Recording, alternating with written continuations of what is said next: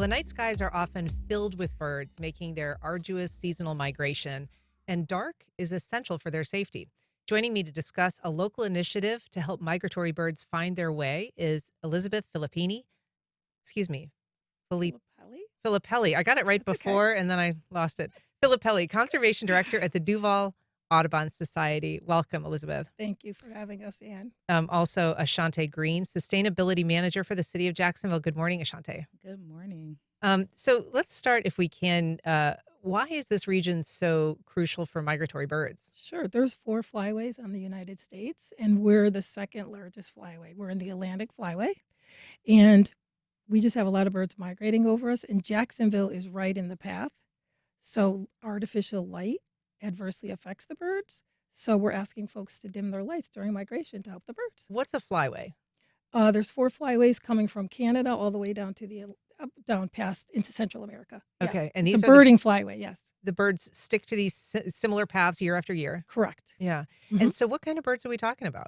The ones we talk about are the smaller ones. We call them passerines, the ovenbirds, the warblers. Not so much our cardinals that we love, our eastern bluebirds that stay.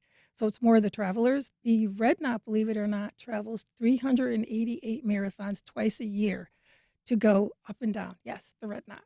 Yeah, It's that's a a hero. shorebird. It's a shorebird. Yeah.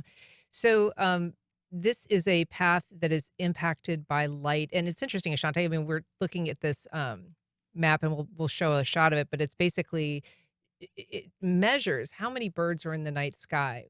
We can't see them, but they're almost a blanket flying above us every night. Yeah, absolutely. And I think it's also critical to understand that birds, while they're pretty and we love to watch them, they're so important not only for our economy but our health. So it's amazing that we're really prioritizing birds and asking folks to turn off non-essential lights during bird migration season.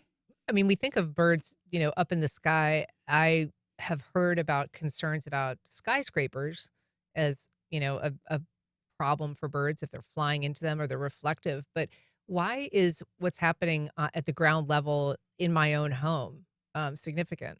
Sure, that's a great question, and thank you for asking it. Actually, skyscrapers are not the biggest problem.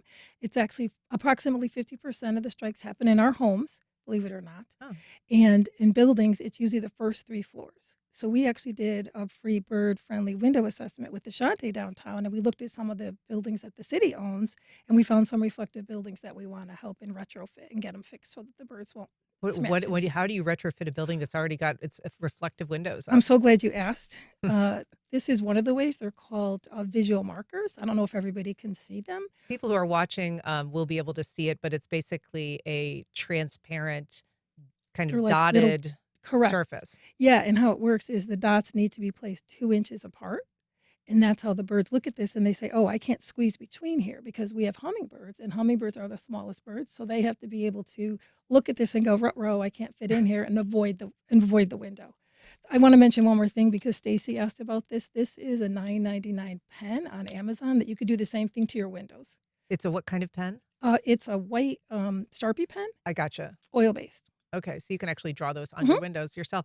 Ashante, why is the city of Jacksonville concerned about this? I mean, what is the interaction between bird populations, migrations, and sustainability? What's the connection? Yeah, absolutely. In fact, Mayor Donna Deegan became the first mayor in the state of Florida to proclaim lights out nights during bird migration. And it's really important, as I alluded to earlier, with our climate, Jacksonville is the perfect place for bird watching and ecotourism, nature tourism is really big when it comes to our economic drivers in the state of Florida. So it's in our best interest for an economic standpoint. But when it comes to environmental sustainability, birds also help with pest control. They also help with a lot of different things to ensure food security. So it's more than just a trendy thing. It's really preserving the way of life, not only for those travelers, but for every citizen here in Jacksonville. And I guess we should be clear. I mean, the light somehow distracts them Hmm. from their migratory path. Correct. Yeah, birds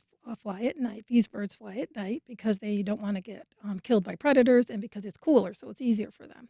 And they fly by the moon and the stars, and the artificial light confuses them. It's like a shiny object for us. They get confused. They fly down. They end up landing in a tree. They see a reflection in the morning when they wake up, and then smack thud, they end up killing themselves. And we know that these Absolutely. birds are on a pretty tough journey. I mean, they're flying sometimes hundreds, sometimes Correct. thousands of miles. Correct. Yeah.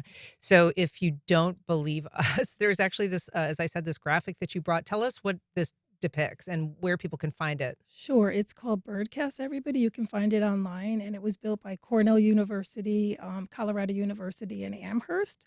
And basically, what it does is it takes the weather data, and the weather data people take the weather people take the weather data, and the bird people take the bird data, and they're able to track how many birds are flying over us, each of the flyways.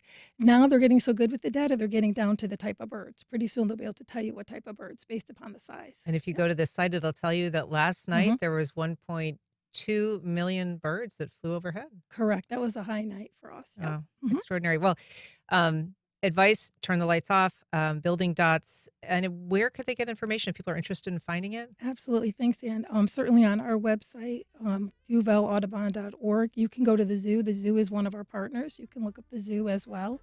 And may I say thank you to our foundation partners, Just please? briefly, we've got 5 seconds. Okay, great. So thank you to the city of Jacksonville, to the Moss, to the Jaguars who ignited all of this, and Timaquan Parks Foundation. All right. Well, thank you both for Thank being you. here. Appreciate it. Turn those lights off.